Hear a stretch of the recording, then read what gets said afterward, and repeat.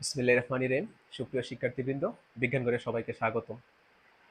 লম্বা একটা বিরতি, প্রায় 10 থেকে 12 দিন বিরতির পর আমরা আবারও শুরু করলাম।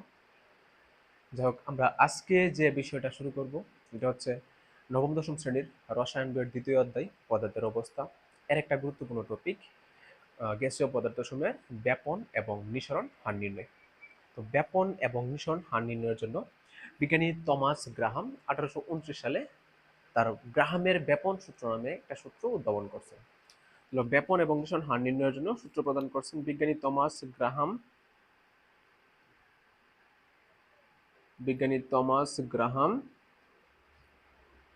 1829 সালে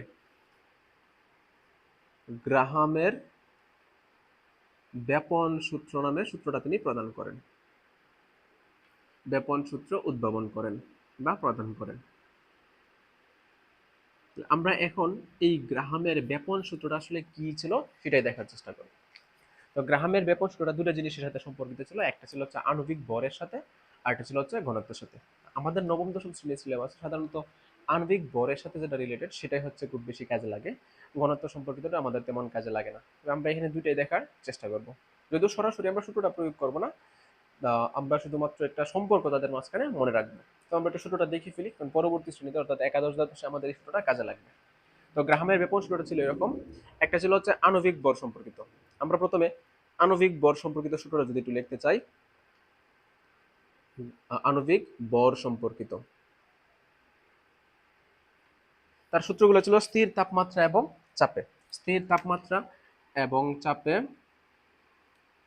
স্থির তাপমাত্রা ও চাপে কোনো গ্যাসীয় পদার্থের বা কোনো গ্যাসের, যাই লিখি আমরা, কোনো গ্যাসীয় পদার্থের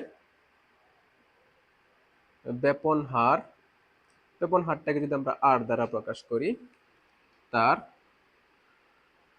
আণবিক ভরের,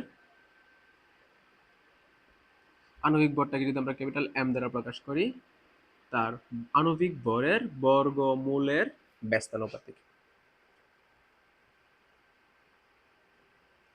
তার সূত্রটা কি ছিল, যে কোনো স্থির তাপমাত্রা ও চাপে কোনো গ্যাসীয় পদার্থের ব্যাপন হার তার আণবিক ভরের বর্গমূলের ব্যস্তানুপাতিক। অর্থাৎ তার গাণিতিক রূপটা ছিল এরকম, যে ব্যাপন হার আর, আণবিক ভর এম, তার বর্গমূল √m, ব্যস্তানুপাতিক বিদায় 1/√m, তাহলে যে আর সমানুপাতিক 1/√m, অর্থাৎ আণবিক ব্যাপন হার আণবিক ভর এর বর্গমূলের ব্যস্তানুপাতিক, আর সমানুপাতিক 1/√m।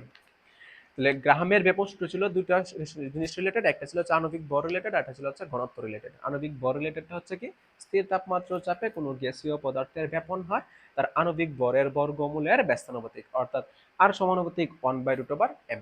1 আকারে কোনো কিছু থাকলে এটাকে কি করা হয়, ব্যস্তানুপাতিক করা হয়।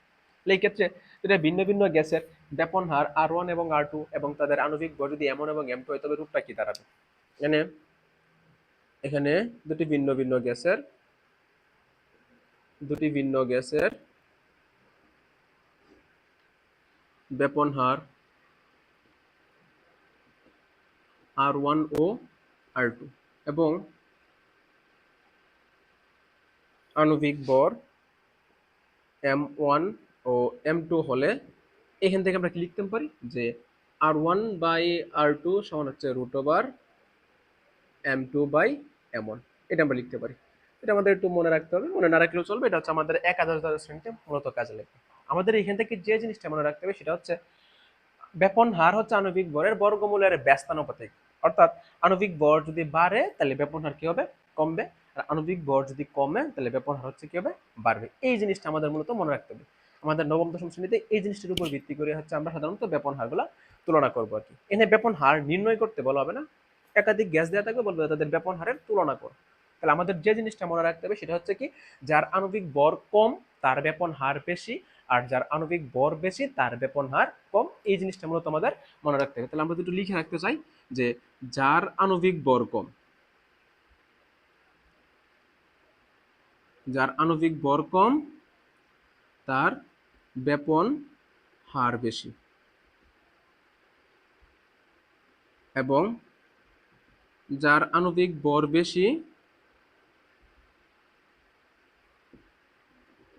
তার ব্যাপন হার কম। এটাই হচ্ছে মূলত আণবিক ভর সম্পর্কিত যে সূত্রের মূল জিনিসটা। আমাদের নবম দশম শ্রেণীতে এই জিনিসটাই মনে রাখতে হবে, যে পদার্থের মানে ব্যাপন হারটা নির্ভর করতেছে কোনো পদার্থের আণবিক ভরের উপর। যার আণবিক ভর কম তার ব্যাপন হার বেশি, অর্থাৎ সে দ্রুত ব্যাপিত হবে বা নিঃসরিত হবে, তার ছড়ায় পড়বে। আর যার আণবিক ভর বেশি তার ব্যাপন হার কম, সে আস্তে আস্তে ছড়ায় পড়বে বা ব্যাপিত হবে বা নিঃসরিত হবে। এটা ছিল হচ্ছে আণবিক ভর সম্পর্কিত গ্রাহামের ব্যাপন সূত্র। আমরা এখন দেখবো হচ্ছে ঘনত্ব সম্পর্কিত তার যে ব্যাপন সূত্রটা ছিল। যদিও আমাদের ঘনত্ব সম্পর্কিত ব্যাপন সূত্রটা নবম দশম শ্রেণীতে তেমন লাগে না, তারপর আমরা একটু জেনে রাখবো এটা। আমরা এটা মুছে দিলাম। আমরা এখন দেখবো হচ্ছে ঘনত্ব সম্পর্কিত। সবকিছু একই রকম, জাস্ট আণবিক ভরের জায়গায় আমরা কি বসাই দিব, ঘনত্ব বসাই দিব। তাহলে এখানে থাকবে হচ্ছে ঘনত্ব সম্পর্কিত সূত্রটা সেম কথা। স্থির তাপমাত্রা চাপে কোনো গ্যাসীয় পদার্থের ব্যাপন হার তার, জাস্ট এখানে আণবিক ভরের জায়গায় আমরা কি লিখবো, ঘনত্ব লিখবো। আর ঘনত্বকে আমরা ডি দ্বারা যদি প্রকাশ করি তাহলে ঘনত্ব ডি এর বর্গমূলের ব্যস্তানুপাতিক।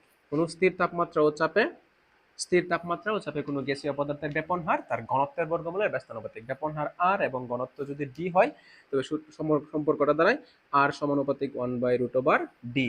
√ডি মানে তার বর্গমূল, 1/√ডি মানে ব্যস্তানুপাত। এই যে এখানে সমানুপাতিক চিহ্ন দেওয়া আছে, তারপর হচ্ছে 1/√ডি, এর দ্বারা কি বোঝাচ্ছে, ব্যস্তানুপাতিক বোঝাচ্ছে। অর্থাৎ আর সমানুপাতিক 1/√ডি মানে হচ্ছে ব্যাপন হার ঘনত্বের বর্গমূলের ব্যস্তানুপাতিক। তাহলে আমরা এখান থেকে এই কথাটা বলতে পারি, যার ঘনত্ব কম তার ব্যাপন হার বেশি, আর যার ঘনত্ব বেশি তার ব্যাপন হার কম। আগের মতোই, আণবিক ভরের মতোই। আণবিক ভরের ক্ষেত্রে ছিল আণবিক ভর কম থাকলে ব্যাপন হার বেশি, আণবিক ভর বেশি থাকলে ব্যাপন হার কম। এখন হবে কি, ঘনত্ব বেশি থাকলে ব্যাপন হার কম, আর ঘনত্ব কম থাকলে ব্যাপন হার বেশি। যদি আমরা দুটি ভিন্ন গ্যাসের জন্য নেই, দুটি ভিন্ন গ্যাসের দুটি ভিন্ন গ্যাসের ব্যাপন হার R1 ও R2 এবং ঘনত্ব D1 ও D2 হলে আমরা এখান থেকে একটা সমীকরণ লিখতে পারি কি, যে R1/R2 সমান হচ্ছে √D2/D1। এগুলো আমাদের একাদশ দ্বাদশ শ্রেণীতে কাজে লাগবে। আমাদের মনে রাখতে হবে কি, যে ঘনত্ব কম হলে ব্যাপন হার বেশি, ঘনত্ব বেশি হলে ব্যাপন হার কম।